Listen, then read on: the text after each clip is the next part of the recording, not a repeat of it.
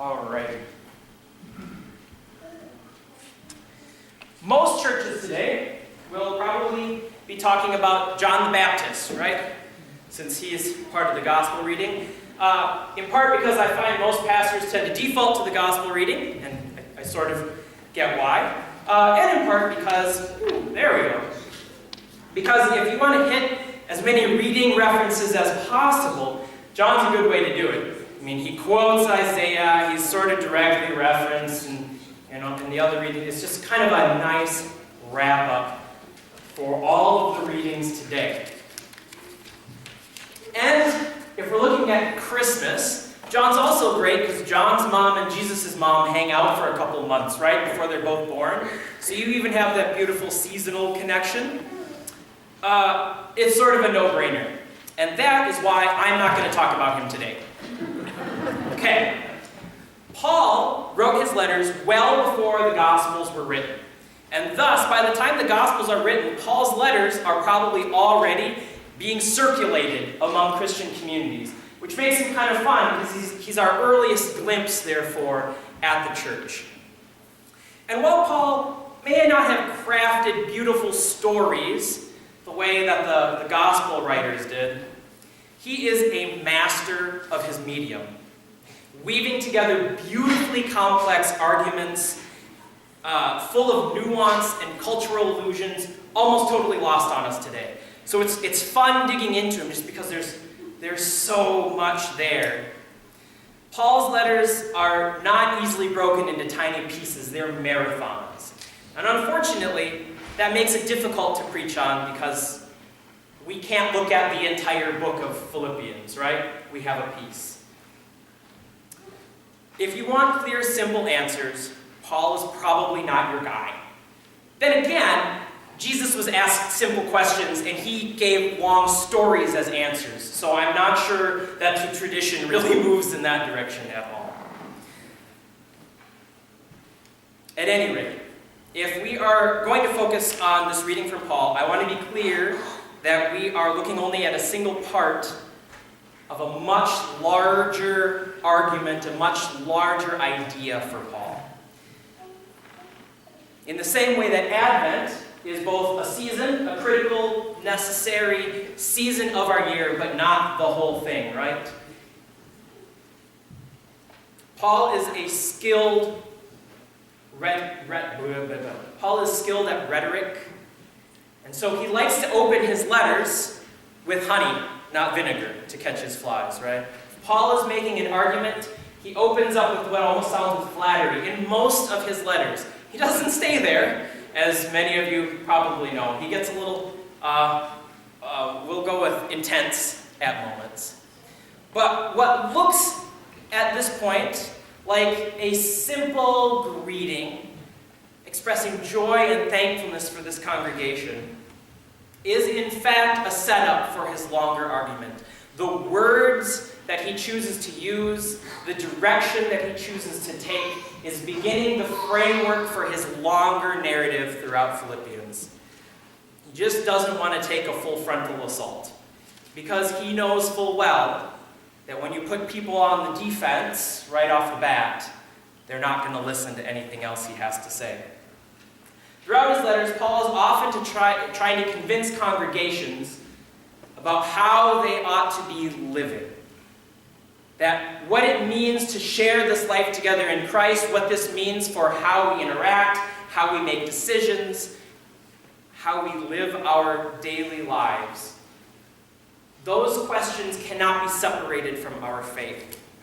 And I know in Lutheran context, having grown up there, it's really easy to quickly take anything that talks about what we should do and throw it immediately under the bus of works righteousness, right? We don't have to earn our salvation.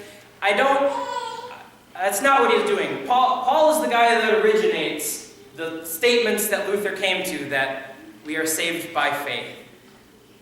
But what you believe about the world, what you think and truly adhere to, your faith cannot not impact your life. And just to throw out a few fun references here, a few zingers from Luther himself. God does not need good works. but your neighbor does. Good works do not make a good man, but a good man does good works. And my personal favorite, truly, if faith is there, the believer cannot hold back. He breaks out into good works.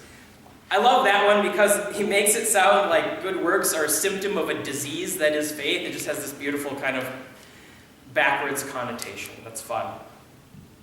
Suffice to say, Paul cares deeply about his congregations and how they live their lives in the light of that gospel message. So he opens this letter in apocalyptic terms, talking about the day of Christ, or as older prophets often call it, the day of the Lord. Unlike other writers, though, his discussion of it is not doom and gloom, right? He's very positive about it. He's very hopeful. You all are doing wonderful, and it's going to be great. He doesn't warn them to be afraid because of how terrible that day will be.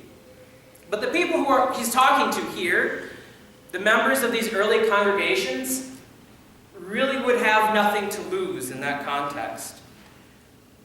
When the world falls apart, as they were expecting it to imminently do, as oftentimes we still expect it imminently to do, I feel, these people would probably finally have had a chance in some respects, if only because they spent their whole lives on the raggedy edge already. The people who have a stake in the world continuing the way it is are the people who benefit the most from the system already, who have the power and resources to make the world work in their favor. The early church was not made of people like that. The early church was the destitute, slaves, criminals, miscreants, and outsiders. The riffraff from the play.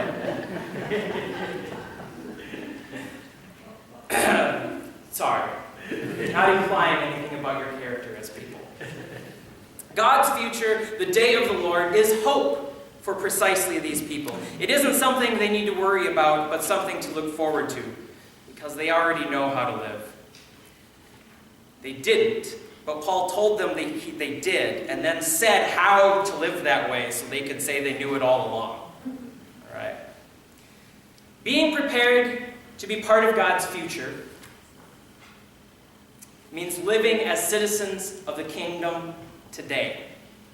Philippians, the members of this congregation in Philippi, were struggling to do that. They had what I would call a political problem, not in like the sense of parties and voting for people, but in the sense of, as a group, figuring out how to make decisions. As a group, figuring out how to establish leadership and what criteria was important for leadership in their community and the basis on which to divide up resources or make decisions. The Roman Empire wasn't all that big on voting, after all. We don't see the whole extent of the argument here, as I said in the beginning, but what we do get is a feel for the language that Paul uses throughout Philippians to describe what it means to be the church. We get an introduction to his vocabulary and to his sensibilities about these things. And there are a few words in particular that he uses that would have made them, and in fact may make us, a little uncomfortable if we dig into them a bit. I warn you in advance, I spend more time reading these books in Greek than I do in English, so it makes it interesting trying to make sense of these texts because the languages do not overlap well. Paul refers early on, I don't know if people have Bibles with, or if you want to look at it while I'm doing this. I'm going to reference certain words from parts of this that you don't have to follow along, but if you want to, it would be a good time to be looking at it so you can find these words. And they vary between translations, which I don't know what translation was being read from up here. I know up here I saw it was English Standard Version. I had a discussion actually with Drew before doing this about how frustrated I was that translations do silly things with this text. Paul is an English major. I mean, not because the English language didn't exist yet, but he has a fantastic vocabulary, and he knows how to use words for particular effect. He is very careful in what words he chooses to use, and they mean something. So early on in the reading, he refers to their partnership in the gospel, or fellowship in the gospel. The word here in Greek, fellowship, is a really pathetic attempt to translate this Greek word that he uses called koinonia. Koinonia, I guess fellowship sort of works, but it has this sense of unity, of togetherness, of sharing in life. It's actually usually associated with weddings, right? That the couple establishes a koinonia, a unity of life. The root kini, in fact, means common. It's the root from communion, comes from koinonia, this idea of sharing something together. It also means dirty, which is kind of fun, but that's sort of a separate conversation. When Paul talks about this partnership in the gospel, he isn't saying they had some sort of business arrangement, right? This isn't them having a similar paper goal and so they can work together. This is him leveling the field. He may have started some of these congregations. He may be an apostle, but he does not interact with the members of these congregations as though he's above them. He, in fact, says that he puts all of them, including himself, on the same level. I don't like standing in pulpits, because I'm a big fan of Paul, and I like being on the same level as everyone. I'm standing up because people have to see me and hear me, right? I'm fulfilling a role. But there isn't any kind of hierarchy here for Paul. Second, when he speaks of yearning for them, or I forget what the other word even was, a few verses down, longing or yearning, there is no English equivalent for the word pathos that he uses. It means yearning, but in the really painful sense of the word. It's the kind of yearning that ruins you. It's being separated from something that you love so much that you aren't sure how to live without it. In ancient writing, it's often put alongside letter writing to distant loved ones.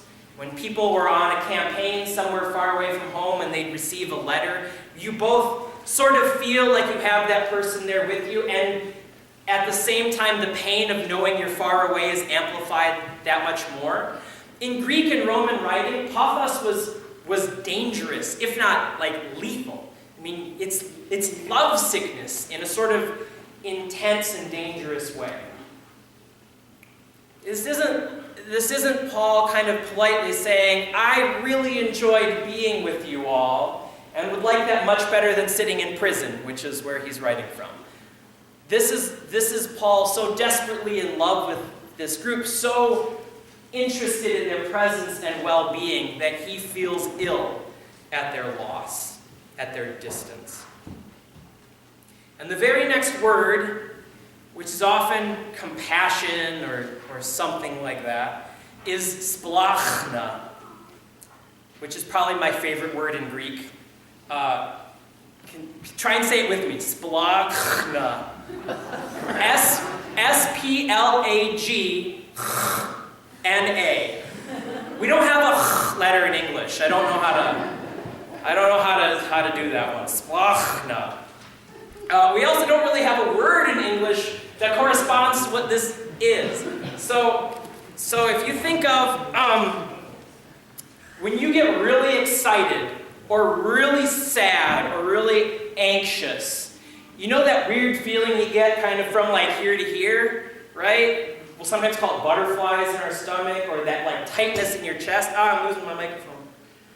That nervousness and that intensity when you're going to stand up in front of a bunch of people and talk and you don't really want, or when you propose, like all of those kinds of things. That chunk of your body, your innards in that part of your body, that is your splachna. And for the Greeks, that's where your emotions come from. Not your heart, but your splachna. I'm just going to keep saying it because I love the word so much.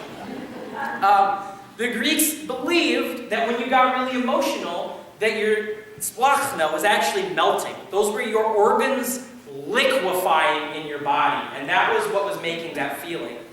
And if you weren't really, really careful, they would start leaking out.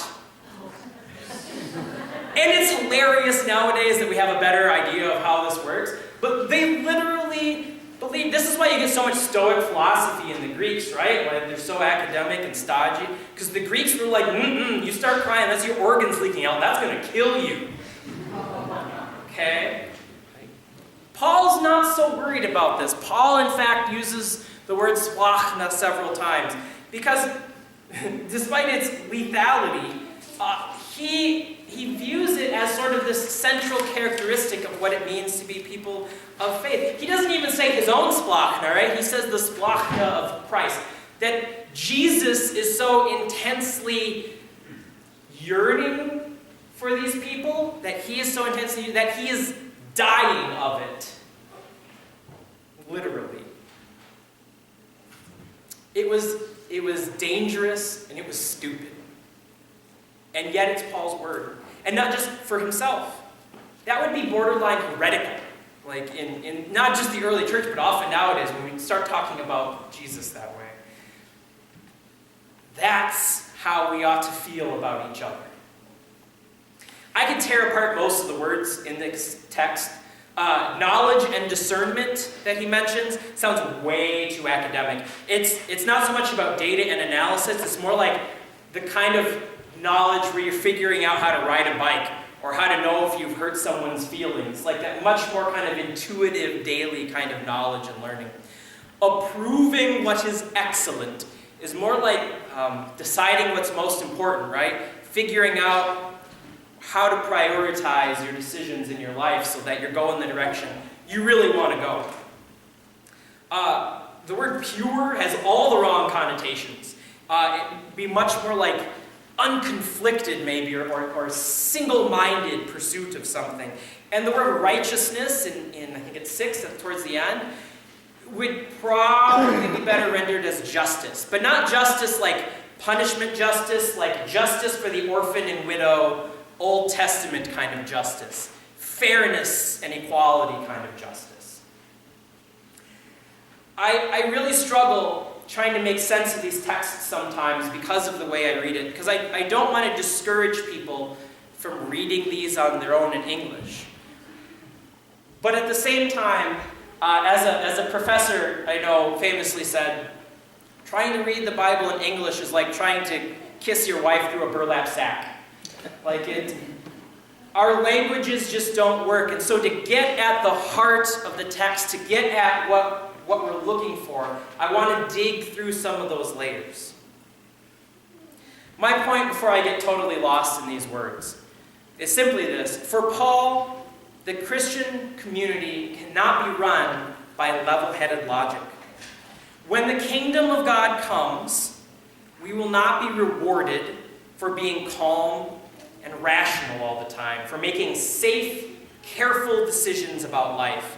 We aren't called to balance concerns about cost or safety or ease. We are called to love each other desperately. We are called to love the world recklessly. We don't ever get to sit back and say that something isn't our problem. Ever. That someone doesn't deserve our help. In God's kingdom, our hearts are broken by any suffering. And we find healing by confronting that suffering in the world. Not with blame or demands or logic, but with boundless compassion. I am the last person on this planet that you would probably expect to badmouth calm, cool, collected reason. I am a bookworm and an academic through and through. I come from a long line of stoic Scandinavian farmers. But however sensible it might be, it isn't how we go about preparing for the Lord. It isn't what the prophets talk about. It is not a calm, cool, level-headed future that they envision for us. And it isn't what Paul asked his congregations to live into, and it isn't what God needs from us today. Our world is breaking under the weight of indifference. Watch the news for 5 minutes and tell me it isn't. Advent is about the expectation of the King's arrival. But in that same author who first brings out the story of Advent, Paul, is also convinced that we are the body of Christ in the world. We don't have to wait for Christ's return. We can be Christ for each other and for this world. And the world needs it.